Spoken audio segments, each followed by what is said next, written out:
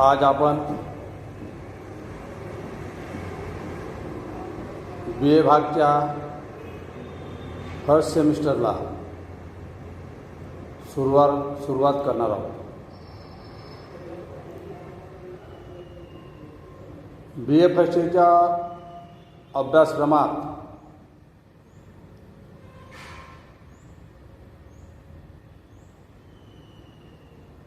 विद्यापीठाने ठरवून दिलेला जो काही अभ्यासक्रम आहे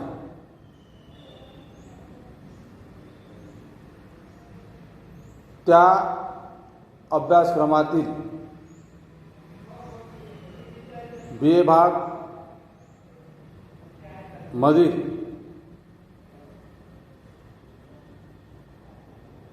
राज्यशास्त्राचं जो काही नाव आहे, जो विषय आहे,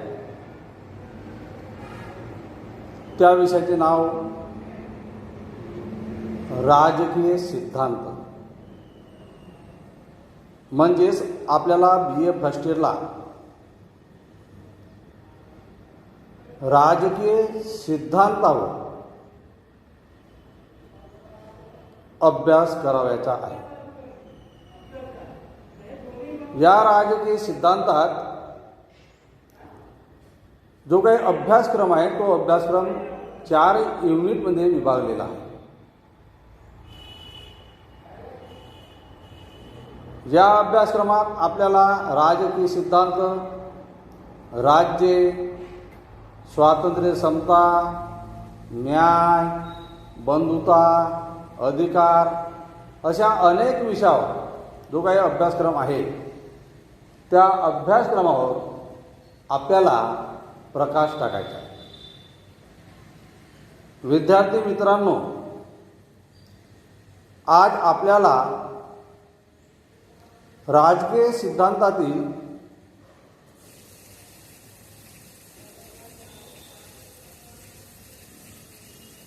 राज्य या संकल्पनेवर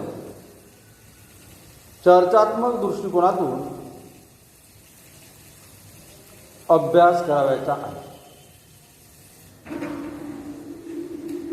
यापूर्वी तुम्हाला माहीत असेल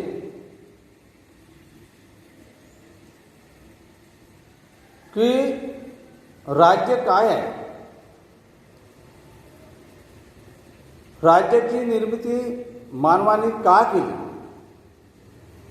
राज्य निर्माण होण्यासाठी कोणते घटक आवश्यक आहे, अशा प्रकारची तुम्हाला कल्पना असेलच. आज आपण राज्य व राज्याचे घटक या संकल्पनेवर आपल्याला चर्चा करायची आहे. मित्रांनो, अशी कोणती संस्था असो,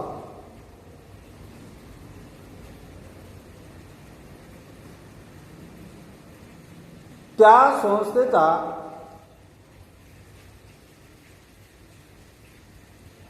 मानवाला उपयोग होत असतो. आणि विविध अशा ज्या काही संस्था निर्माण होतात, या विविध संस्था मानवाच्या गरजेपोटी निर्माण होत असतात. त्याचप्रमाणे राज्य संस्था ही सुद्धा एक संस्था आहे. राज्य संस्था ही मानवनिर्मित संस्था आहे. कारण विविध अशा गरजेपोटी मानवाने आपसात करार करून राज्य संस्थेची निर्मिती केलेली आहे. कारण राज्य संस्था अस्तित्वात येण्यापूर्वी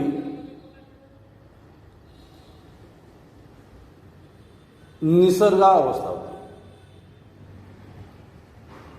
आणि निसर्ग अवस्थेत मानवाच्या ज्या काही गरजा होत्या त्या गरजेचे निराकरण करता येत नव्हते. एवढेच नव्हे तर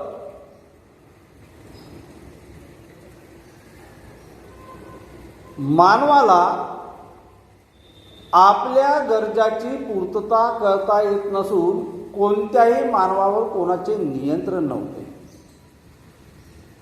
आणि त्यामुळे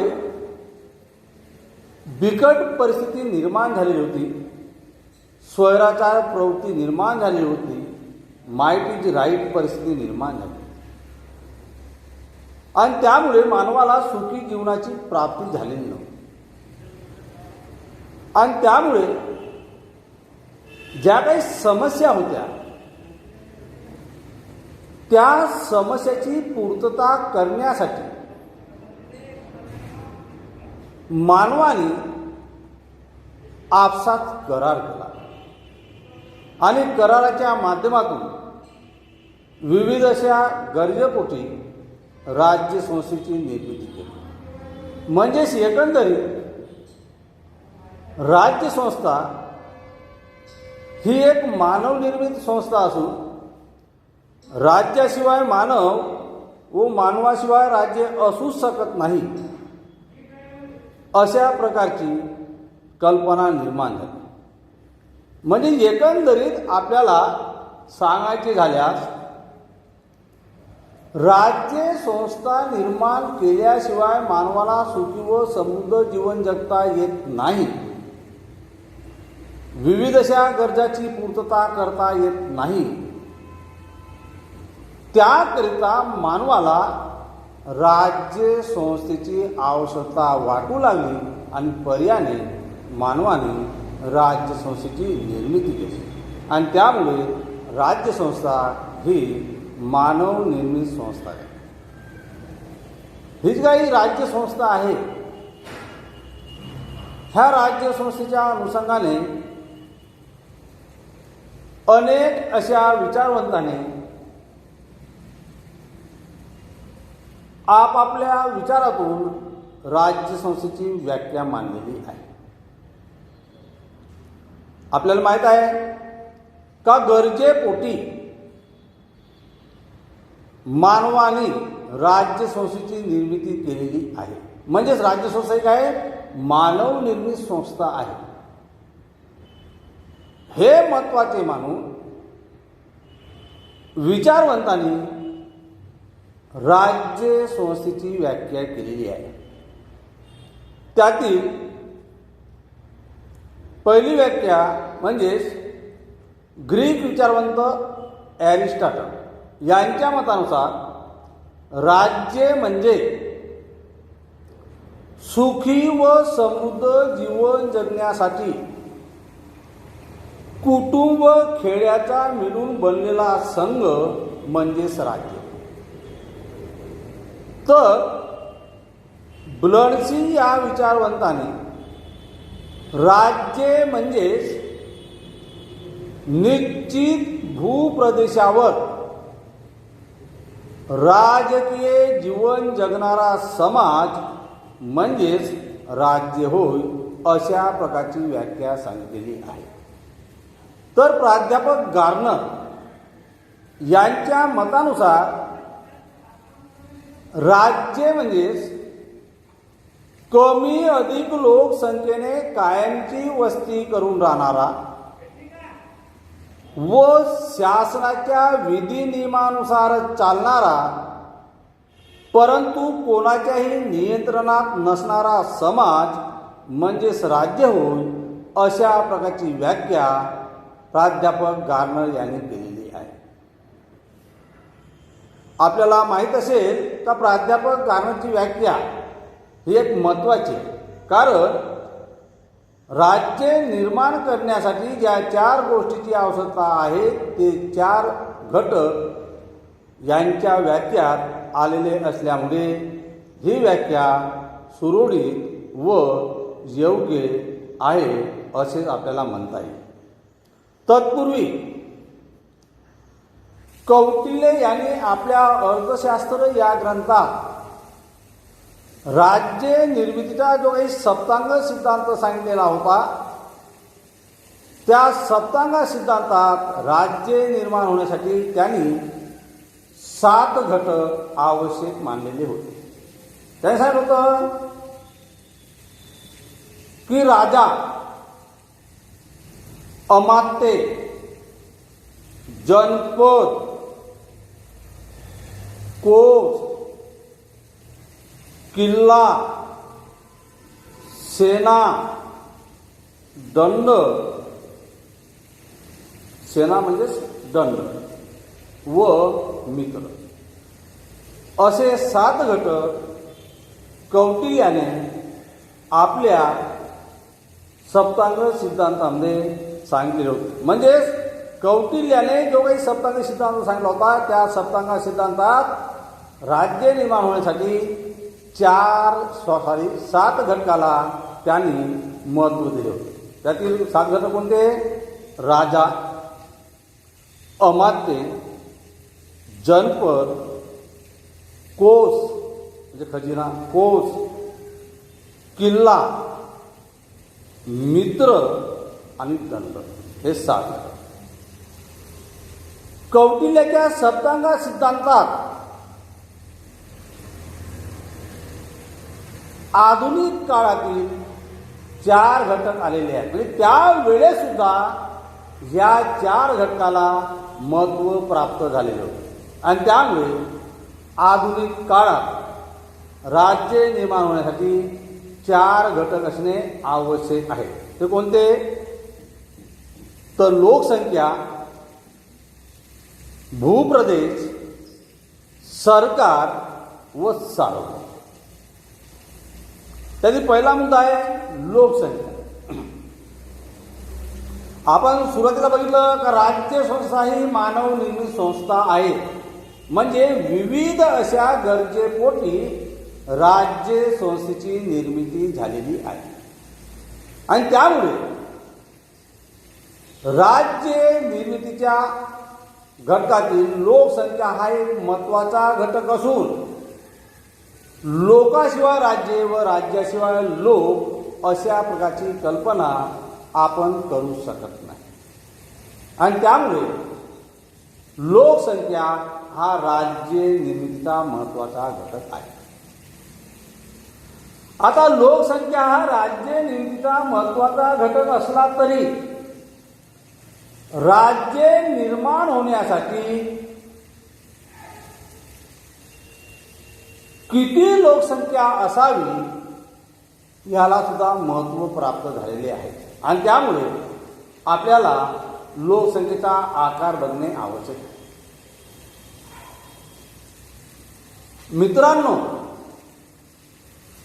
लोकसंख्या हा राज्य निर्मितीचा महत्त्वाचा घटक असला तरी राज्य निर्माण होण्यासाठी विशिष्ट लोकसंख्या असणे आवश्यक आहे.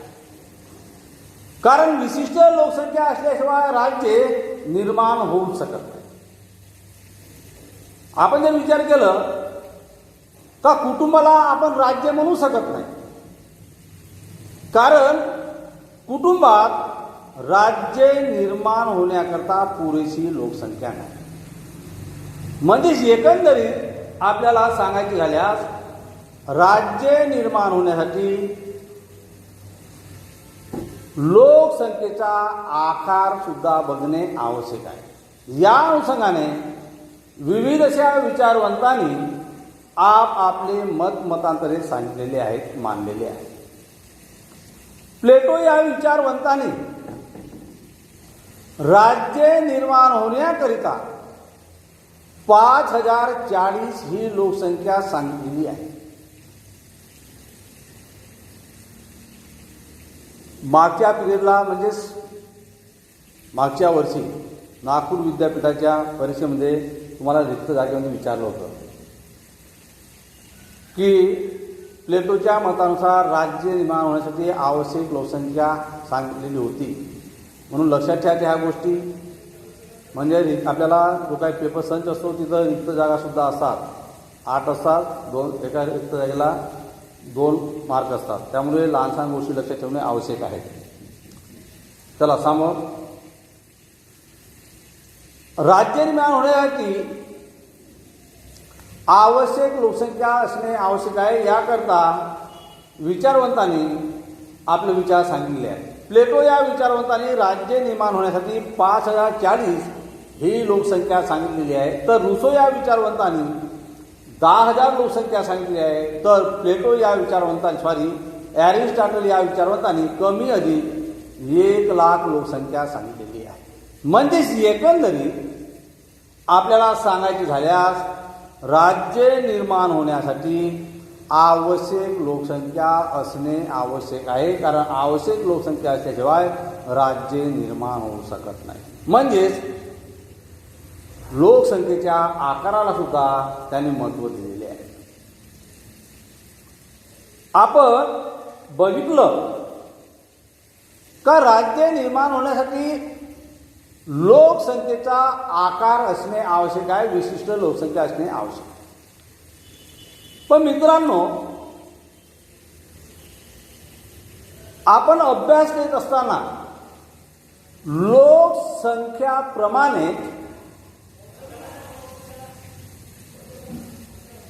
आपण त्या देशातील लोकसंख्येचा अभ्यास करीत असताना आपण त्यांच्या गुणात्मक पैलूचा सुद्धा अभ्यास करणे आवश्यक आहे. कारण लोकसंख्येच्या आधारावर नुसतं त्या राज्याचा दर्जा ठरत नसतो, आणि त्यामुळे लोकसंख्येच्या आकाराप्रमाणेच त्यांच्या गुणात्मक पैलूचा सुद्धा अभ्यास करणे आवश्यक आहे. कारण कोट्यावधी लोक असण्यापेक्षा गुणात्मक पैलूच्या आधारावर कमी असणाऱ्या लोकसंख्याचा देश सुद्धा हा दर्जेदार असतो. आणि त्यामुळे कोट्यावधी भेसड, म्हातारे, परावलंबित्व लोक असण्यापेक्षा गुणात्मक पैलूवर आधारित मोजके लोक असले तरी त्या राज्याचा दर्जा हा चांगला. आणि त्यामुळे कोट्यावधी परावलंबित्व, भेकड, म्हातारे लोक असण्यापेक्षा हुशार, बुद्धिजीवी, शारीरिक दृष्टीने सक्षम, चतुर असे मोजके लोक असले तरी त्या राज्याचा दर्जा त्यांच्यावर ठरत असतो. आणि त्यामुळे लोकसंख्येचा आकार पाहत असताना लोकसंख्येच्या आकाराप्रमाणेच त्या देशामध्ये लोकसंख्या कशी आहे, त्याचा गुणात्मक दर्जा कसा आहे यांचा सुद्धा अभ्यास करणे आवश्यक असते. नेक्स्ट मुद्दा आहे भूप्रदेश. लोकसंख्याप्रमाणेच भूप्रदेश हा सुद्धा एक महत्त्वाचा घटक आहे. सुरुवातीला लोकांची राणी ही भटक्या स्वरूपाची होती, आणि भटक्या स्वरूपाची राणी असल्यामुळे त्यांचे विशिष्ट राज्य होऊ शकले नाही. उदाहरण द्यायचं झालं तर 1947 पूर्वी जीव लोकांची राणी ही भटक्या स्वरूपाची होती, आणि त्यामुळे जीवचे राज्य होऊ शकले नाही. परंतु नंतर जेव्हा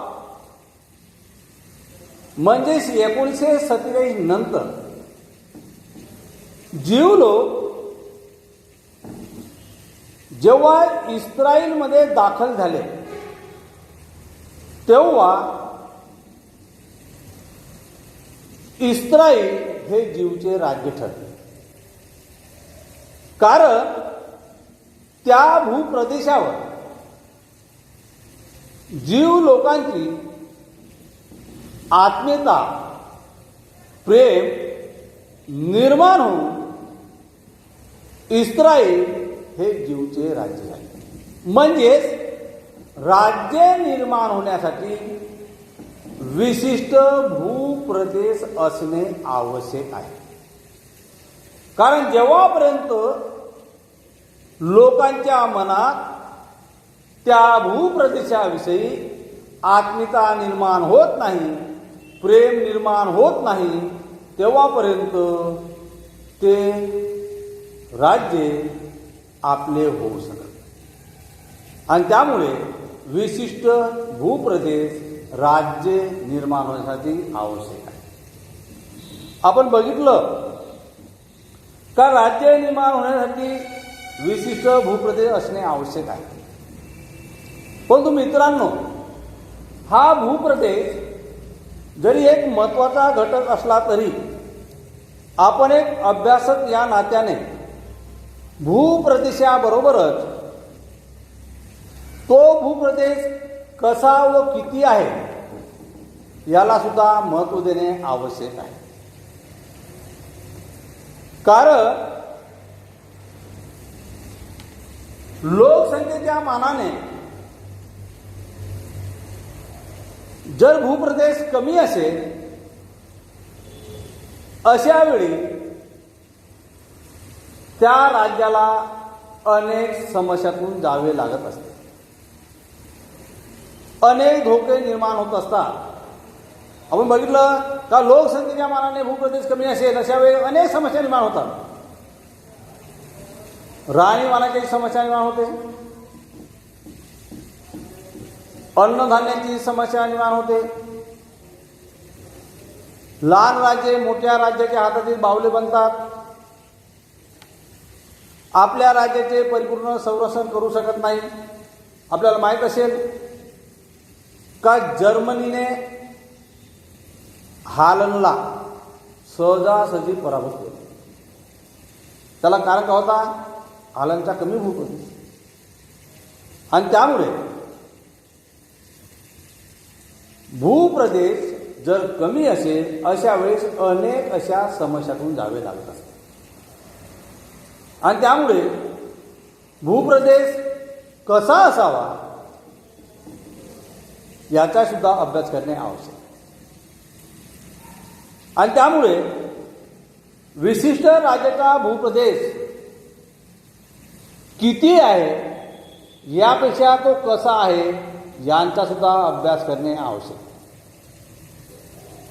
तर एखाद्या राज्याचा भूप्रदेश जास्त असण्यापेक्षा तो जर कमी असेल पण योग्य असेल अशा वेळेस त्या राज्याचा दर्जा हा त्या आधारावर ठरत असतो. आणि त्यामध्ये आपण बघितलं का त्या राज्याचा भूप्रदेश किती आहे यापेक्षा कसा आहे हे सुद्धा बघणे आवश्यक आहे. जर त्या देशामध्ये सुपीक जमीन नसेल, बारमाही नद्या असेल, निसर्गाने वेढलेले असेल, अशा वेळेस त्या राज्याचा दर्जा केव्हाही श्रेष्ठ राहत असतो. आणि त्यामुळे आपल्याला राज्य निर्माण होण्यासाठी भूप्रदेश महत्त्वाचा घटक असला तरी भूप्रदेश किती आहे, कमी असेल, लोकसंख्ये मानाने जर कमी असेल अशा वेळेस कोणत्या समस्या निर्माण होत असतात, जास्त असेल अशा वेळेस त्या राज्याचा दर्जा कसा ठरत असते. आणि त्यामुळे कमी जर असेल पण पर्यावरण भौगोलिक परिस्थिती जर चांगली असेल अशा वेळेस त्या आधारावर सुद्धा राज्याचा दर्जा ठरत असते. आणि त्यामुळे ह्या संपूर्ण गोष्टीचा अभ्यास करणे आवश्यक. नेक्स्ट मुद्दा आहे सरकार. आपण नेक्स्ट दोन मुद्दे म्हणजे सरकार आणि सार्वभौमत्व नेक्स्ट वेळेला पाहू.